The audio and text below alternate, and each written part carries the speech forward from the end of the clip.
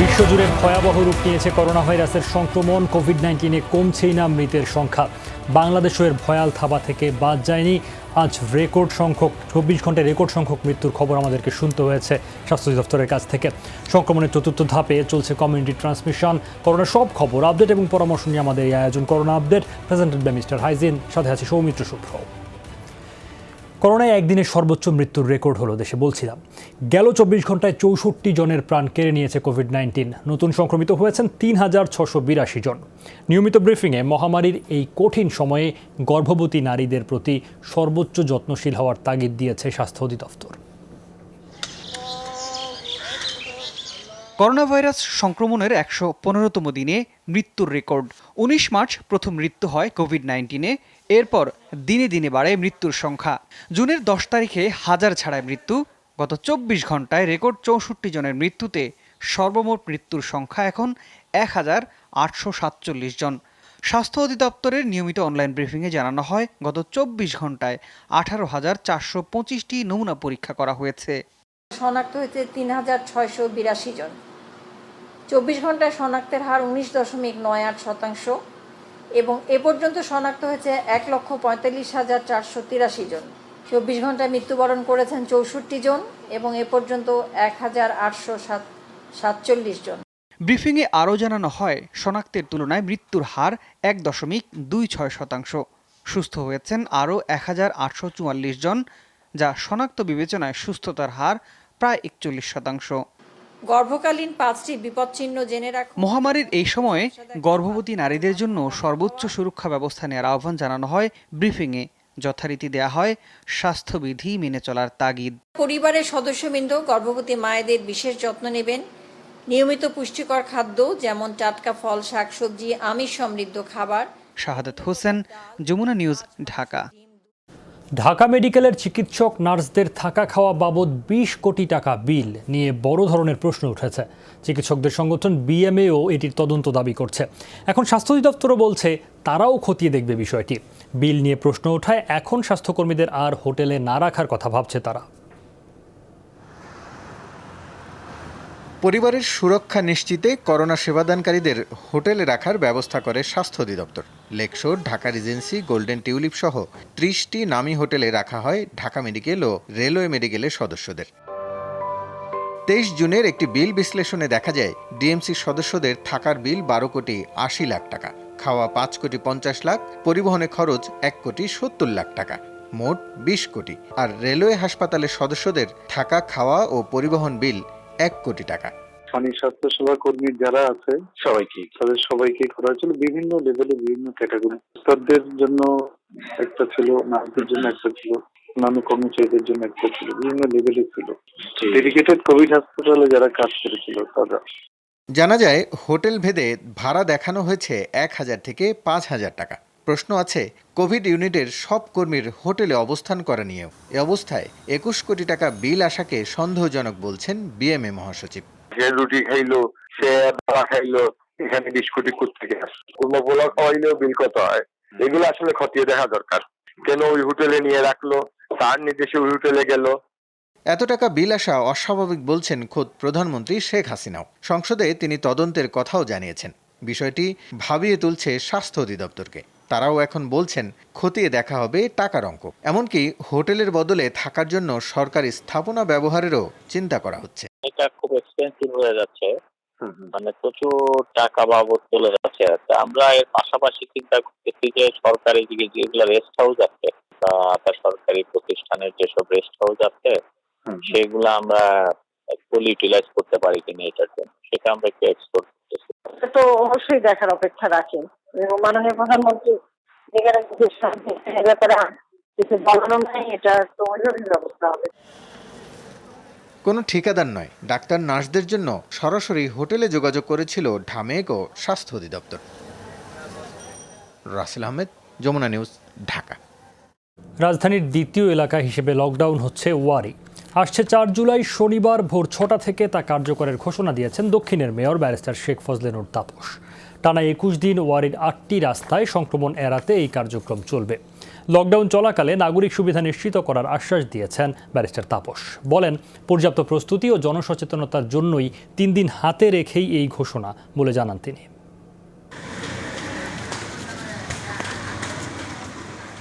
Corona সংক্রমণ ঠেকাতে 9 June থেকে পরীক্ষামূলক লকডাউন হয় পূর্ব রাজাবাজার এলাকা। সেখানে কেবল একটি প্রবেশ ও বের হওয়ার রাস্তা চালু রেখে নাগরিক সুযোগ সুবিধা নিশ্চিতের চেষ্টা করে সরকার। সেই অভিজ্ঞতা থেকেই এবার লকডাউন ঘোষণা হলো রাজধানীর ওয়ারী। দুপুরে বিভিন্ন সংস্থার সাথে বৈঠকের পর আনুষ্ঠানিক ঘোষণা দেন দক্ষিণের মেয়র। ওয়ারীর 8টি সড়ক এর আওতায় পড়েছে। টিপু সুলতান রোড, জাহাঙ্গীর স্ট্রিট, ঢাকা সিলেট মহাসড়কের জয়কালী মন্দির থেকে বলদা গার্ডেন অংশ, Larmini street, Hare street, war street, Rankin street এবং নবাব স্ট্রিট। 2টি সড়ক থেকে শুধু যাতায়াত সুবিধা থাকবে, বাকি সড়কগুলোর মুখগুলো আমরা বন্ধ করে দিব। সেখানে একটি নিয়ন্ত্রণ কেন্দ্র স্থাপন করা হবে, সেখানে নমুনা সংগ্রহের জন্য বুথ স্থাপন করা হবে, কেন্দ্র স্থাপন করা হবে এবং আমাদের ঢাকা দক্ষিণ সিটি কর্পোরেশনের মহানগর জেনারেল হাসপাতাল যেটা আছে সেটাকে কার্যকর করে সেখানে আমরা আইসোলেশন কেন্দ্র এখানে আমরা স্থাপন করব। লকডাউন এলাকায় এরই মধ্যে 46 জনের করোনা শনাক্ত হয়েছে বলে জানান তাপস।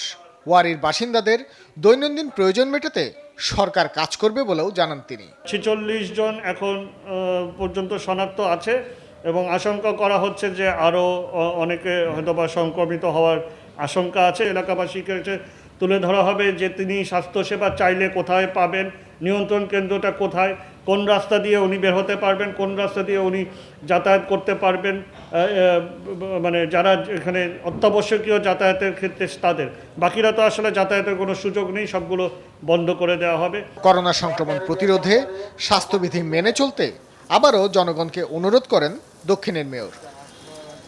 ভাস্কর ভাদুরী, যমুনা নিউজ, ঢাকা। এ পর্যায়ে আমাদের সাথে যুক্ত হচ্ছেন ফরিদপুরের জেলা প্রশাসক অতুল সরকার। জনাব অতুল সরকার, আপনাকে স্বাগত জানাচ্ছি করোনা আপডেটে। আমরা যতটুকু জেনেছি আপনার জেলার সংক্রমণের হার পাশের জেলাগুলোর তুলনায় একটু বেশি। এর কারণ কি মানুষকে সচেতন করা যাচ্ছে না, নাকি আপনাদের দিক থেকে যে ধরনের পদক্ষেপ দরকার মানুষকে সচেতন করতে, সংক্রমণ প্রতিরোধে, সেই জায়গায় কোনো ঘাটতি রয়ে গেছে?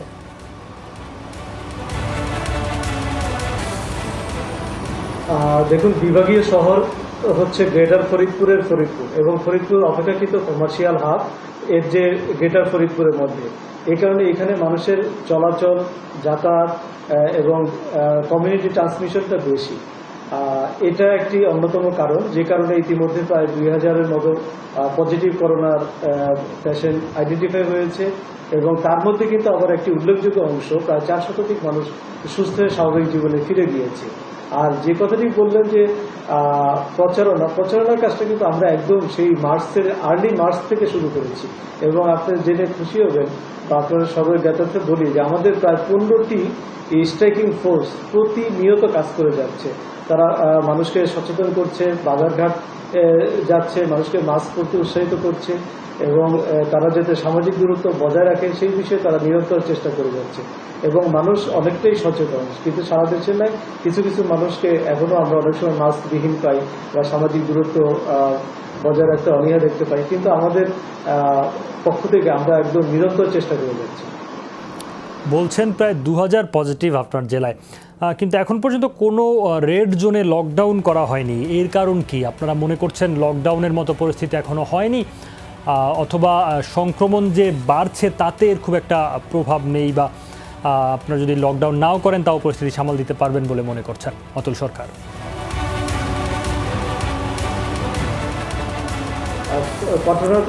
কথাটি একদম সম্পূর্ণ সত্য নয়, কারণ আমরা কিন্তু গত 16 তারিখ থেকে ফরিদপুর ভাঙ্গা উপজেলার ভাঙ্গা পৌরসভার 5টি ওয়ার্ডকে রেড জোনভুক্ত করে সেখানে কিন্তু আমরা নিয়ন্ত্রিত পরিবেশ বজায় রেখেছি এবং এতে করে সেখানকার পরিবেশের বেশ উন্নতি হয়েছে এবং ফরিদপুর সদর পৌরসভা সহ বেশ কিছু পৌরসভা এলাকাকে বা যেখানে কন্টামিনেটেড পপুলেশন বেশি সেই জায়গাগুলোকে রেড জোনভুক্ত করার জন্য আমরা ইতিমধ্যে সিভিল সার্জন স্বাস্থ্য বিভাগে পত্র লিখেছে।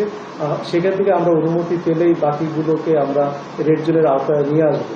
এবং আর আরেকটা বিষয় এখানে যেটা আসছে, লকডাউন আর রেড জোন, রেড জোন আর লকডাউন কিন্তু এক জিনিস নয় এবং একে অপরের পরিপূরক নয়। লকডাউন হচ্ছে আমরা সেই সমস্ত জায়গাগুলোকে করতে চাই যেখানে কন্টামিনেশনটা অনেক বেশি। তো এই সমস্ত জায়গাগুলো আমরা আইডেন্টিফাই করেছি এবং আমরা আরো যেটা করেছি, আমরা একটা মনিটরিং টিম গঠন করেছি। যে মনিটরিং টিম, এই যে যারা পজিটিভ রোগী, আপনারা জানেন যে আমাদের উপজেলায় বিভিন্ন ট্যাগ অফিসার আছে, আমাদের উপজেলা নির্বাহী অফিসার, উপজেলা স্বাস্থ্য পরিবার পরিকল্পনা কর্মকর্তা, থানার ভারপ্রাপ্ত কর্মকর্তা, এদের তত্ত্বাবধানে আমরা ওই যে যা ট্যাগ অফিসার যে আছেন প্রতি উপজেলাতে 9 জন করে, তাদের মাধ্যমে কিন্তু আমরা নিয়মিত মনিটরিং করে যাচ্ছি। অর্থাৎ যিনি পজিটিভ আক্রান্ত হয়েছেন তার দৈনন্দিন চাহিদা, তার চিকিৎসা, তার অন্য কোনো সহযোগিতা দরকার হলে সেই সহযোগিতা প্রদান। তো সেই হিসেবে আমরা আমাদের প্রচেষ্টা চালিয়ে যাচ্ছি এবং আমরা ইতিমধ্যে অর্থাৎ আপনাদের দিক থেকে আপনাদের বেশ কিছু উদ্যোগ আছে, সেটি বুঝতে পারছি জনাব অতুল সরকার। আবার এটিও আপনি আপনার কথা থেকে আমি এখন পর্যন্ত যেটি অর্থ দাঁড় করাতে পারছি, তার মানে হচ্ছে আপনারা একটা প্রক্রিয়ার মধ্যে রয়েছেন, যে প্রক্রিয়ার মধ্যে রেড জোনকে সুনির্দিষ্টভাবে চিহ্নিত করা হচ্ছে, তথ্য সমন্বয় করা হচ্ছে এবং এরপর লকডাউন বা অন্যান্য যে উদ্যোগ আপনাদের তরফে প্রয়োজন অনুযায়ী আপনারা নেবেন। জানতে চাই যারা পজিটিভ তাদের জন্য উদ্যোগের কথাগুলো আপনি বলছিলেন, যারা পজিটিভ নন কিন্তু এই করোনা মহামারী যে উদ্ভূত পরিস্থিতি তার শিকার, কর্মহীন বা অন্যান্য নানা পর্যায়ে যারা বিপর্যয়ের মধ্যে আছেন, তাদের জন্য আপনাদের কি উদ্যোগ রয়েছে? এবং একই সঙ্গে আরেকটি বিষয় জানতে চাই, ফরিদপুরে একটিমাত্র পিসিআর নমুনা পরীক্ষার হার বেশি, বুঝতেই পারছি বন্দরনগরী চট্টগ্রামে 4000-এর বেশি, আপনার এখানে 2000, অর্থাৎ এখানে তার প্রায় অর্ধেক। অথচ সেখানে এতগুলো পিসিআর ল্যাবে পরীক্ষা হচ্ছে, আপনার এখানে মাত্র একটিতে হচ্ছে। নমুনা সংগ্রহ এবং পরীক্ষার ফল পেতে নিশ্চয়ই বিলম্ব হচ্ছে। ল্যাব বাড়ানোর পরিকল্পনা আপনার আছে কিনা এটিও জানতে চাই।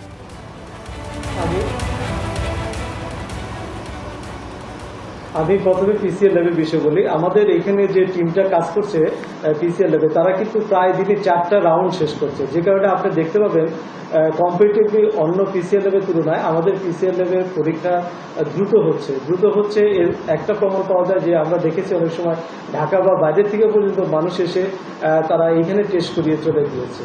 তো সেই হিসাবে আমাদের এখানে যে খুব বেশি বিলম্ব হচ্ছে এটি আমার কাছে মনে হয় না। আজকেও আমাদের জেলা করোনা প্রতিরোধ কমিটির মিটিং ছিল, সেখানেও আমরা বিষয়টা নিয়ে আলোচনা করেছি এবং আমরা ইতিমধ্যে সদস্যের কর্তৃপক্ষের কাছে আরেকটি পিসিআর ল্যাব স্থাপন করার জন্য অনুরোধ করেছি, হয়তো সেটিও হতে পারে। আর যে সমস্ত কর্মহীন হয়ে যাওয়া মানুষ, আপনি জানেন যে যখন সাধারণ ছুটি ছিল তখন কিন্তু আমরা এই জেলাতে ব্যাপক মানবিক সহায়তা কার্যক্রম চালাই এবং আমাদের মানবিক সহায়তা কার্যক্রম চালানোর প্রক্রিয়াটা ছিল একটু ভিন্ন ধরনের। আমরা প্রথমত একটা মানবিক সহায়তা কার্ড করি, প্রায় 2 লক্ষাধিক বেশি মানুষকে নিয়ে আমরা একটা অনলাইন ডাটাবেস তৈরি করি, আমরা একটা এই ওয়েবসাইট খুলি, ওয়েবসাইটে Faridpur corona management and relief operation, সেই ডিজিটালি আমরা কিন্তু এই মানুষগুলোকে মানবিক সহায়তা প্রদান করি। শুধু এখানেই নয়, অনেক মানুষ রয়েছে যারা আসলে আমাদেরকে প্রকাশ্যে আসতে পারতো না, কিন্তু আমাদেরকে মোবাইল করে বা মেসেজ লিখে ইভেন 333-র মাধ্যমে আমাদের কাছে সহায়তা চেয়েছে। আমরা কিন্তু সমাজের বিভিন্ন পর্যায়ের মানুষকে কাজে লাগিয়ে তাদের কাছে যথাসময়ে মানবিক সহায়তা পৌঁছে দিচ্ছি এবং আমাদের এই মানবিক সহায়তা পৌঁছে দেওয়ার কার্যক্রমটা কিন্তু এখন পর্যন্ত চলমান রয়েছে। আচ্ছা, নিশ্চয়ই এই পর্যায়ে বিভিন্ন পর্যায়ের মানুষ যারা বিপর্যস্ত বা যারা এই দুর্যোগে নানাভাবে ক্ষতিগ্রস্ত, তাদের আপনাদের এই সহযোগিতা খুব কাজে আসবে এবং তাদের এই দুর্যোগ, এই ভোগান্তি খানিকটা হলেও সহনীয় হবে। আপনাকে অনেক ধন্যবাদ জনাব অতুল সরকার আমাদের সঙ্গে যুক্ত হওয়ার জন্য করোনা আপডেটে। দর্শক, আপনারা দেখছেন corona update presented by mister Hygiene. একটা বিরতিতে যাচ্ছে, একটু পরে ফিরে আসছি, সাথেই থাকুন।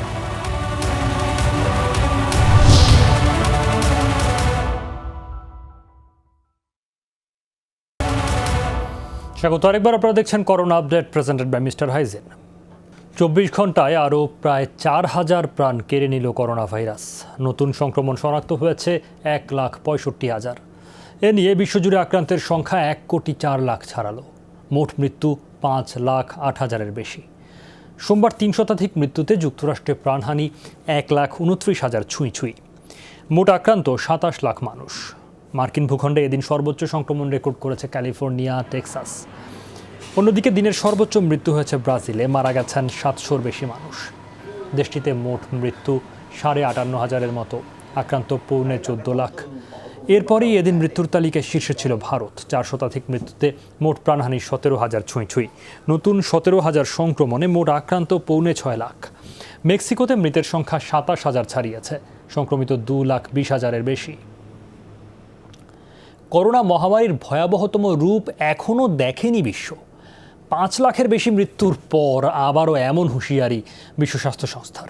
বলছে কিছু দেশে পরিস্থিতির উন্নতি হলেও বৈশ্বিকভাবে ভয়াবহ দ্রুততায় ছড়াচ্ছে ভাইরাসটি।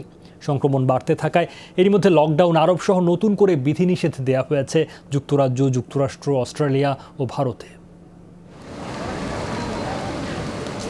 ডিসেম্বরে কোভিড-19 প্রথম শনাক্তের সময়ও কেউ ভাবেনি খালি চোখে অদৃশ্য ক্ষুদ্র ভাইরাসটি এলোমেলো করে দেবে পুরো পৃথিবী।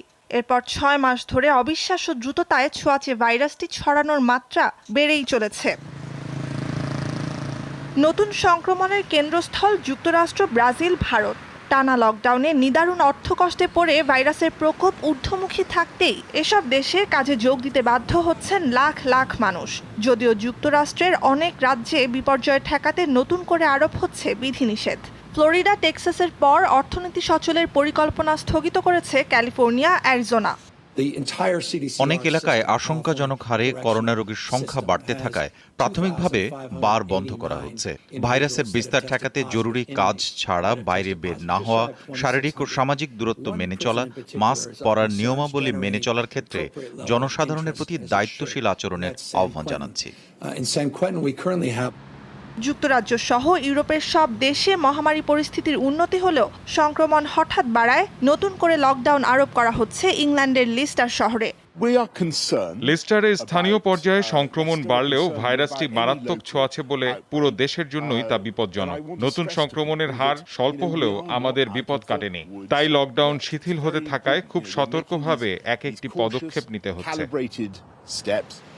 কিছু দেশ পরিস্থিতির উন্নতি দেখলেও বাস্তবতা হলো বৈশ্বিকভাবে ভয়াবহ দ্রুততায় ছড়াচ্ছে করোনা ভাইরাস, বলছে বিশ্ব স্বাস্থ্য সংস্থা। এই মহামারীতে মানবজাতির ভালো মন্দ দুটোই দেখেছে বিশ্ব। সংহতি, উদারতা, সহিষ্ণুতার উদাহরণ যেমন আছে, তেমনি একগুঁয়েমি, অপপ্রচার, কুসংস্কার আর মহামারীর রাজনীতিকরণের ফলও দেখেছি। তবে কোভিড-19 সবচেয়ে ভয়ঙ্কর রূপ দেখা তো দূরের কথা, এর ধারে কাছেও আমরা যাইনি। সংক্রমণ আশঙ্কাজনক হারে বৃদ্ধি অব্যাহত থাকায় বিধিনিষেধ শিথিলের পরিকল্পনা পিছিয়েছে অস্ট্রেলিয়ার ভিক্টোরিয়া, কুইন্সল্যান্ড ও সাউথ অস্ট্রেলিয়া প্রদেশে। নতুন করে লকডাউন দেওয়া হয়েছে ভারতের মহারাষ্ট্র ও তামিলনাড়ুতে। নুজহাত কামাল, যমুনা নিউজ। করোনা আপডেটে এই মুহূর্তে আমাদের সাথে যুক্ত হচ্ছেন ডয়েচে ভেলের সাংবাদিক অনুপম দেবকানন্দ। অনুপম, আপনাকে স্বাগত জানাচ্ছি করোনা আপডেটে। মাত্রই সহকর্মী নুজহাত কামালের প্রতিবেদনে ডক্টর টেড্রোস আধানমকে শুনছিলাম এবং তিনি বলছেন মহামারীর প্রকৃত রূপ দেখেনি বিশ্ব। শঙ্কার কথা। তাহলে এই মাত্রায় আজকেও 4000-এর বেশি মানুষ প্রাণ গেল। এই মাত্রার পরে আর নতুন করে কি ভয়াবহতা? স্প্যানিশ ফ্লুকে ছাড়িয়ে যাবে করোনা ভাইরাস, কি মনে হচ্ছে বলুন তো? স্প্যানিশ ফ্লু আসলে এখনো অনেক দূরের পথ। স্প্যানিশ ফ্লু মতো মহামারী এখন আর হবে কিনা আধুনিক বিশ্বে, কারণ এখন স্বাস্থ্য সচেতনতা যেরকম বেশি, স্বাস্থ্য যেরকম আমরা সেই সেবাটিও বেশি এবং পারস্পরিক যে যোগাযোগ বিভিন্ন দেশের মধ্যে সেটিও বেশি। এবং স্প্যানিশ ফ্লু কিন্তু হয়েছিল একটি বিশ্বযুদ্ধ যখন চলছিল তখন। তো বিশ্বযুদ্ধের সময়ে রাজনৈতিক পরিস্থিতি বিভিন্ন দেশে বিভিন্ন রকম ছিল, বিভিন্ন জায়গায় সংবাদ মাধ্যমকে চাপিয়ে রাখা হয়েছিল, তথ্য প্রকাশ করতে দেওয়া হচ্ছিল না। সুতরাং এখন আসলে পরিস্থিতি অনেকটাই ভিন্ন। কিন্তু আমরা যেই আশঙ্কাটির কথা শুনছিলাম মহাপরিচালকের কাছে বিশ্ব স্বাস্থ্য সংস্থা, তিনি যেটি বলছেন যে বিশ্বের সংহতি কাজ করছে না, মহামারীর রাজনীতিকরণ হচ্ছে। এমনকি বিজ্ঞানীরা অনেকে আশঙ্কা করছেন যে ভ্যাকসিনেরও রাজনীতিকরণ হতে পারে। একবার যদি ভ্যাকসিন আবিষ্কার হয়ে যায় সেটি নিয়ে রাজনীতি হতে পারে। সুতরাং এই বিষয়টি আসলে একটি খুব বাজে দিকে যাচ্ছে এবং বিজ্ঞানীরা শুরুর দিকে যেই আশাটি দেখছিলেন যে নানা ধরনের অনেক কিছুর উপর, যেমন তাপমাত্রার উপর, সেটি তাপমাত্রার বাড়ার সঙ্গে সেটি কমে আসতে পারে। এখন যেহেতু সামার আসছে বিভিন্ন জায়গায়, কিন্তু দেখা যাচ্ছে যে তাপমাত্রার সঙ্গে আসলে সেটি কমছে না এবং বিভিন্ন জায়গায় লকডাউন দিয়ে নিয়ন্ত্রণে আনা সম্ভব হয়েছে। সব জায়গায় সেটা সম্ভব হবে তারা ভাবছিলেন, সব জায়গায় সেটা সম্ভব হচ্ছে না। সুতরাং করোনা ভাইরাস সম্পর্কে অনেক কিছু আসলে এখনো অজানা রয়ে গেছে এবং এখন নতুন একটি আশঙ্কা দেখা দিচ্ছে যে সামার যদি চলে যায়, সেই ক্ষেত্রে বিভিন্ন দেশে যখন শীতকাল আসতে শুরু করবে, তখন আমরা এর আগের অন্যান্য অনেক ভাইরাসের ক্ষেত্রে দেখেছি যেগুলো একবারই চলে যায়নি, সেগুলো কিন্তু পরবর্তী যেই শরৎকাল বা শীতকাল যখন আসে তখন সেটি আবার বাড়তে থাকে। এখন যদি করোনা ভাইরাসের ক্ষেত্রে সেরকম হয়ে থাকে তাহলে সেটা একটি ভয়াবহ ব্যাপার হবে। এর মধ্যে আবার চীনে নতুন একটি ভাইরাস ছড়ানোর কথা বলা হচ্ছে, যেটি শূকর থেকে মানুষে ছড়াচ্ছে এমন তথ্য পাওয়া যাচ্ছে। এই ভাইরাসটি ছড়িয়ে পড়ার বিষয়ে গবেষকরা কি বলছেন, সেদিকে নিশ্চয়ই আপনারা সতর্ক নজর রাখছেন। এই ভাইরাসটি আসলে নতুন কোনো ভাইরাস নয়, আসলে এটা কয়েক বছর ধরে তারা পরীক্ষা নিরীক্ষা করছেন। স্প্যানিশ ফ্লুর কথা আপনি বলছিলেন, এবং স্প্যানিশ ফ্লু একটি ফ্লু ভাইরাস, H1N1 বিজ্ঞানীরা যেটিকে বলেন, এবং এই H1N1 ভাইরাস কিন্তু দুইটি মহামারীর কারণ হয়েছে। একটি হচ্ছে স্প্যানিশ ফ্লু, আরেকটি আমরা জানি যে 2009 সালে আরেকটি প্যান্ডেমিক মহামারী হয়েছিল সোয়াইন ফ্লু। দুটোই একই ধরনের একই ভাইরাস, আসলে একই ভাইরাসের জেনেটিক অন্য রূপ, এবং সেই ভাইরাসেরই আরেকটি রূপ G4 তারা বলছেন, জেনেটিক শিফট, অর্থাৎ সেই ভাইরাসটি নিজেকে মিউটেট করে আরেকটি ভয়াবহ ভাইরাসে পরিণত হতে পারে, এবং সেটি শূকরের শরীরে দেখা গেছে যে শূকরের খামারে যারা কাজ করেন তাদের প্রায় 10% শরীরে এটি আছে, এবং যে কোনো মুহূর্তে এটি যেহেতু দ্রুত অ্যাডাপ্ট করছে মানুষের শরীরে, এরই মধ্যে ছড়িয়ে গেছে, সুতরাং এটা যে কোনো মুহূর্তে আসলে মানুষের শরীর থেকে একজন মানুষের শরীর থেকে অন্য মানুষের শরীরে ছড়াতে পারে, এবং যখন এটি বড় মাত্রায় ছড়িয়ে যাবে, যখন একজন মানুষ অন্তত দুজন মানুষকে আক্রান্ত করতে পারবেন এই ভাইরাসে, তখনই কিন্তু মহামারী হওয়ার আশঙ্কা থাকে। এবং এই ধরনের ভাইরাস নিয়ে কিন্তু আমেরিকার সিডিসি, চায়নার সিডিসিপি তারা কিন্তু সবসময় গবেষণা চালিয়ে থাকেন। সুতরাং এখন তারা এক ধরনের ওয়ার্নিং দিচ্ছেন আসলে যে এটার এক ধরনের পটেনশিয়াল আছে, সুতরাং এখন থেকেই সতর্ক হতে হবে, কিন্তু এর মানে এই না যে এখনই মহামারী শুরু হয়ে যাচ্ছে। বুঝতে পারছি। আপনাকে ধন্যবাদ অনুপম আমাদের সঙ্গে যুক্ত হওয়ার জন্য। করোনা আপডেট আপনারা দেখছেন, corona update presented by mister Hygiene. আবার একটা বিরতিতে যাচ্ছি, একটু পরে ফিরে আসছি, সাথেই থাকুন।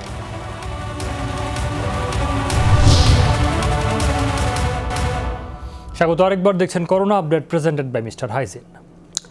ফি নির্ধারণ করায় চট্টগ্রামে নমুনা দিতে মানুষের আগ্রহ কমছে। বুথগুলোতে নেই আগের সেই চিত্র। 2-1 দিনের মধ্যে ফি আদায় শুরু হবে বলে জানিয়েছেন সিভিল সার্জন। এ নিয়ে মিশ্র প্রতিক্রিয়া জানিয়েছেন চট্টগ্রামের মানুষ। বিশেষ করে নিম্নবিত্তরা নমুনা পরীক্ষা করাবে না বলে দাবি তাদের। এতদিন সরকারিভাবে বিনামূল্যে করোনা পরীক্ষা হলেও এখন থেকে ফি গুনতে হবে 200 টাকা, আর বাসায় গিয়ে নমুনা সংগ্রহ করলে দিতে হবে 500 টাকা। সিভিল সার্জন জানান, সরকারি প্রজ্ঞাপন জারি হয়েছে, ফি আদায় শুরু হবে 2-1 দিনের মধ্যে। বুথে কিংবা হাসপাতালে নমুনা সংগ্রহের সময় টাকা জমা দিতে হবে। যেটা কালেকশন সেন্টার থেকে নিলে 200 টাকা, বাসা থেকে স্যাম্পল কালেক্ট হলে 500, এগুলো চালানের মাধ্যমে সব জমা হবে। সরকারি একটা কোড দেওয়া হয়েছে, এই কোডে ওখানে যারা নিচ্ছে তারাই কালেক্ট করবে, যেখানে স্যাম্পল দিবে রেজিস্ট্রেশনের সময় টাকা দিয়ে রেজিস্ট্রেশন করবে। করোনার নমুনা সংগ্রহের বুথে এতদিন ধরে লেগে থাকতো দীর্ঘ লাইন, কিন্তু ফি নির্ধারণের ঘোষণার পর বুথ অনেকটাই ফাঁকা, ঘন্টায় মিলছে 2-1 জন রোগী। এখানে প্রচুর লাইন থাকে, ভিড় থাকে, কিন্তু আজকে হঠাৎ করে দেখতেছি একজনের ট্যাক্সের জন্য আসতেছে না। তো এখানে আপনাদের কাছ থেকে জানতে পারলাম একটা ফিস করছে। আরো 5 দিন আগে দেখা যাচ্ছিল এখানে রোগী হুড়ুহুড়ি, মানে এখানে সেখানে সবখানে যত রোগী ভিড় করছিল, কিন্তু বাট এখানে এখন রোগী নাই। করোনা পরীক্ষায় ফি নির্ধারণ করায় মিশ্র প্রতিক্রিয়া জানিয়েছেন রোগী ও স্বজনরা। তাদের দাবি, করোনাকালে নিম্ন ও মধ্যবিত্তের আয় যেখানে কমেছে সেখানে ফি দিয়ে পরীক্ষা করাবে না অনেকে, ফলে উঠে আসবে না প্রকৃত চিত্র। একজন রিক্সাওয়ালা যদি আক্রান্ত হয়, ওর ফ্যামিলিতে যদি 5 জন মেম্বার থাকে, 200 টাকা করে নিলেও কত টাকা ফি দিতে হবে? ফি যখন নির্ধারিত হয়েছে এখন অনেকে কিন্তু টেস্ট করাবে না। যদি আপনার গরিব মানুষ বাসা যায় 500 টাকা যদি করবে, কজনের আপনার সমর্থন আছে? স্বাস্থ্য বিভাগের মতে ফি নির্ধারণ করায় অপ্রয়োজনে করোনা পরীক্ষার হার কমবে। চট্টগ্রামে সরকারি বেসরকারি হাসপাতাল, উপজেলা স্বাস্থ্য কমপ্লেক্স এবং সিটি কর্পোরেশন ও ব্রাকের বিভিন্ন বুথে নমুনা পরীক্ষা করা হচ্ছে। হুসাইন জিয়াদ, যমুনা নিউজ, চট্টগ্রাম। চট্টগ্রামে এখন নকল ও ভেজাল জীবাণুনাশকের ছড়াছড়ি। প্রশাসনের অভিযানের পরও বন্ধ করা যাচ্ছে না এসবের বাজারজাতকরণ। কম দামে ভেজাল জীবাণুনাশক কিনে প্রতারিত হচ্ছেন ক্রেতারা। গায়ে নেই কোনো লেবেল, অথচ হ্যান্ড স্যানিটাইজার হিসেবে দেদারসে বাজারজাত করা হচ্ছে চট্টগ্রামে। আইন অনুযায়ী ওষুধ প্রশাসনের অনুমোদন ছাড়া বাণিজ্যিকভাবে জীবাণুনাশক তৈরি করা যায় না, যার উল্লেখ থাকে বোতলের মোড়কে। কিন্তু তেমন কিছু উল্লেখ না থাকলেও এসব পণ্য প্রকাশ্যে বিক্রি হচ্ছে বন্দরনগরীতে। আমরা নিজেরা এটা স্যাভলনের পানিতে স্যাভলনটা দিয়ে দিই, ঢালি দিই। এটা বানানো কিছু নেই। এটা কেনা হচ্ছে 130 টাকা, বিক্রি হচ্ছে 160 টাকা। এটাকে কোম্পানি থেকে দেওয়া যায় এখানে। বেশিরভাগ ক্ষেত্রে এসব নকল জীবাণুনাশক মিলছে ফুটপাতে ভ্রাম্যমাণ দোকানে, যেখানে অভিযানও চালানো হয়েছে বেশ কয়েকবার। তারপরও দাম তুলনামূলক কম বলে নকল ও ভেজাল এসব জীবাণুনাশক কিনে ঠকছেন ক্রেতারা। এসবের ব্যবহার ত্বকের জন্য ক্ষতিকর বলছেন ওষুধ প্রশাসনের কর্মকর্তারা। এখানে যদি আপনার 70% আইসোপ্রোপাইল অ্যালকোহল ঠিক না থাকে, সেক্ষেত্রে এটা আমাদের স্কিনের জন্য অনেক ক্ষতিকর হতে পারে। স্কিন সুরক্ষা তো হবেই না, করোনা তো মরবেই না, করোনা জীবাণু উল্টো আমার স্কিন ইরিটেশন হতে পারে, স্কিনে ফুসকা পড়ে যেতে পারে এবং কি ক্যান্সারও হতে পারে। সোমবারও নগরীর দেওয়ানহাটে কারখানা থেকে নকল ও ভেজাল জীবাণুনাশক জব্দ করেছেন জেলা প্রশাসনের ভ্রাম্যমাণ আদালত। সিলগালা করে দেন কারখানাটি। যতক্ষণ পর্যন্ত এর মূল উৎপাদন করতে না পারবো ততক্ষণ পর্যন্ত আমাদের এই অভিযান চলমান থাকবে এবং আপনারা দেখতেও পাচ্ছেন যে আমরা বিভিন্নভাবে তাদেরকে আইনের আওতায় নিয়ে আসতেছি। আমরা তাদেরকে কারাদণ্ড দিচ্ছি, তাদেরকে অর্থদণ্ড করছি। শুধু অলিগলি এবং ফুটপাতে নয়, চট্টগ্রাম মেডিকেল কলেজ হাসপাতালের সামনের সব দোকানে এবং হাজারী লেনে ওষুধের পাইকারি বাজারেও ভেজাল জীবাণুনাশক বিক্রির অভিযোগ রয়েছে। শিহাব জিশান, যমুনা নিউজ, চট্টগ্রাম। করোনা মহামারীর কারণে স্থগিত করা হলো সিলেটের ৭০০ বছরের ঐতিহ্য হযরত শাহজালাল রহমতুল্লাহি আলাইহির দুদিনব্যাপী বার্ষিক ওরস শরীফ। বিকেলে শাহজালাল দরগা মসজিদ প্রাঙ্গণে সংবাদ সম্মেলনে এই ঘোষণা দেন মোতাওয়াল্লি ফতেউল্লাহ আল আমান। তিনি বলেন, বিশ্বব্যাপী মহামারীর কারণে স্বাস্থ্য সচেতনতায় এবারের ওরস শরীফ স্থগিত করা হয়েছে। সবাইকে নিজ নিজ অবস্থানে থেকে দোয়া ও ওরস মুবারকে শরিক হতে আহ্বান জানান তিনি। সাংবাদিকদের করোনাকালীন সহায়তার চেক বিতরণ করেছেন তথ্যমন্ত্রী ডক্টর হাসান মাহমুদ। বিকেলে পিআইবিতে কর্মহীন, করোনাকালে চাকরি হারানো ও বেতন না পাওয়া সাংবাদিকদের এককালীন ১০,০০০ টাকা করে সহায়তা দেওয়া হয়। মন্ত্রী জানান, প্রথম পর্যায়ে ১৫০০ সাংবাদিক এই সহায়তা পাচ্ছেন। এছাড়া ২০১৯-২০ অর্থবছরে সাংবাদিক কল্যাণ ট্রাস্টের ১,৬৯,২৫,০০০ টাকা ১৯৯ সাংবাদিক ও তাদের পরিবারকে দেওয়ার কথাও জানান তিনি। এ সময় করোনা ও উপসর্গে মারা যাওয়া চিত্রগ্রাহক এম মিজানুর রহমান, সাংবাদিক আসলাম রহমান ও হুমায়ুন কবির খোকনের পরিবারকে ৩ লাখ টাকা করে চেক হস্তান্তর করেন হাসান মাহমুদ। সাংবাদিক কল্যাণ ট্রাস্টের ব্যবস্থাপনা পরিচালক জাফর ওয়াজেদের সভাপতিত্বে বিএফইউজের সভাপতি মোল্লা জালাল ছাড়াও ডিইউজে সভাপতি কুদ্দুস আফরাদ ও সাধারণ সম্পাদক সাজ্জাদ আলম খান তপু বক্তব্য রাখেন। স্বাস্থ্যবিধি মেনে চললে করোনা সংক্রমণের বিস্তার ঠেকানো সম্ভব। জনগণকে সচেতন করতে বেসামরিক প্রশাসনের সাথে কাজ করে যাচ্ছে সেনাবাহিনী। বঙ্গবন্ধু শেখ মুজিবুর রহমানের জন্মশতবার্ষিকী উপলক্ষে বৃক্ষরোপণ কর্মসূচির উদ্বোধন করে এই মন্তব্য করেন সেনাপ্রধান জেনারেল আজিজ আহমেদ। ঢাকা সেনানিবাসের একটি মসজিদ প্রাঙ্গণে এই কর্মসূচির উদ্বোধন করা হয়। সেনাপ্রধান বলেন, করোনা মহামারী কবে দূর হবে তা নিশ্চিত নয়, তাই সংক্রমণ ঠেকাতে সবাইকে স্বাস্থ্যবিধি মেনে চলতে হবে। এই বিশেষ বৃক্ষরোপণ কর্মসূচির প্রতিপাদ্য সবুজ বৃক্ষ, নির্মল পরিবেশ, বঙ্গবন্ধুর বাংলাদেশ। এর আওতায় সেনানিবাস সহ বিভিন্ন স্থানে ফলদ, বনজ ও ঔষধি গাছ লাগানো হবে। বেসামরিক প্রশাসন, আইন শৃঙ্খলা রক্ষাকারী বাহিনী, সরকারের বিভিন্ন অন্যান্য সংস্থাগুলো, সংগঠনগুলোর সাথে সাথে সেনাবাহিনী সারা দেশে আমরা যে অ্যাওয়ারনেসটা করে যাচ্ছি যে এই করোনার থেকে রক্ষা পেতে হলে আমাদের যে প্রটোকলটা মানতে হবে সেটা হলো সোশ্যাল ডিস্টেন্সিং। দেখছেন corona update presented by mister Hygiene. আরেকটা বিরতির সময় হলো, একটু পরে ফিরছি, সাথেই থাকুন।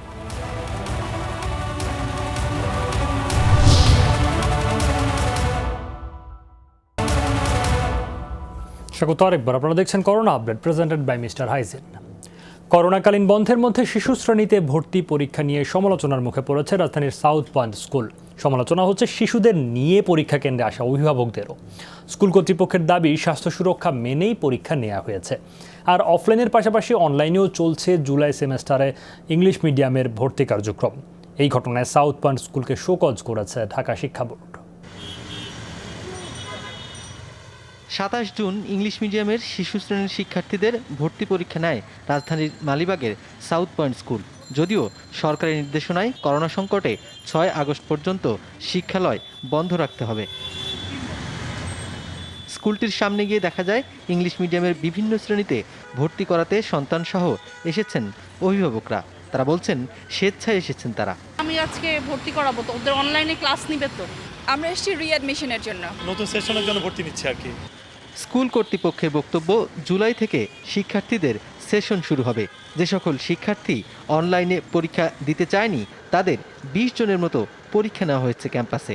ভর্তি কার্যক্রমে না আসলেও চলবে, কিন্তু অনেকে স্বেচ্ছায় এসেছেন বলেও দাবি তাদের। ওরা কিন্তু কোভিড-19-এর প্রটোকল সম্পূর্ণভাবে মেনেই ওরা এখানে এসেছে। আমরা এরকম একটা রুমে 4 জন বসাইছি, যারা যে সিঁড়ি দিয়ে উঠেছে আর অন্য সিঁড়ি দিয়ে নেমেছে। নতুন ক্লাসে ভর্তি হবে, তারা রিপোর্ট কার্ডটা, আমরা অনলাইনে রিপোর্ট কার্ড দিচ্ছি, তারা এখন হয়তো ফিজিক্যালি নিচ্ছে নিজের মতো করে, তারপর ভর্তি হচ্ছে। তবে ক্লাস অনলাইনে চলছে বলে জানান তারা।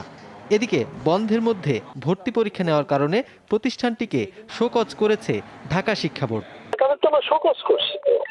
এখন সারা দেশেই সকল শিক্ষা প্রতিষ্ঠান বন্ধ। তো সেই ক্ষেত্রে আমরা কোনো শিক্ষা প্রতিষ্ঠান এইভাবে কোনো পরীক্ষা কিংবা ভর্তি পরীক্ষা অথবা অন্য কোনো শ্রেণী কার্যক্রম পরিচালনা করতে পারে না। তবে অন্য বেশ কয়েকটি স্কুল ঘুরে দেখা গেছে অনলাইনে ক্লাস, ভর্তি ও পরীক্ষা কার্যক্রম চলছে। জুলাই থেকে মূলত ইংরেজি মাধ্যমের স্কুলগুলোতে নতুন সেমিস্টার শুরু হয়। নুনবী Sarkar, Jamuna news, Dhaka. Canada, Australia সহ 14 দেশের ওপর থেকে ভ্রমণ নিষেধাজ্ঞা তুলে নিল ইউরোপীয় ইউনিয়ন। এ তালিকায় নেই যুক্তরাষ্ট্র, ব্রাজিল ও চীন। নিরাপদ বিবেচনায় 1 জুলাই থেকে ইউভুক্ত দেশগুলোতে আরও ঢুকতে পারবেন জাপান, দক্ষিণ কোরিয়া, থাইল্যান্ড, নিউজিল্যান্ড সহ আরও কিছু দেশের নাগরিকরা। এছাড়া ইইউ সীমানার ভেতরে বাধাহীন চলাচল করতে পারবেন সদস্য দেশগুলোর নাগরিকরা।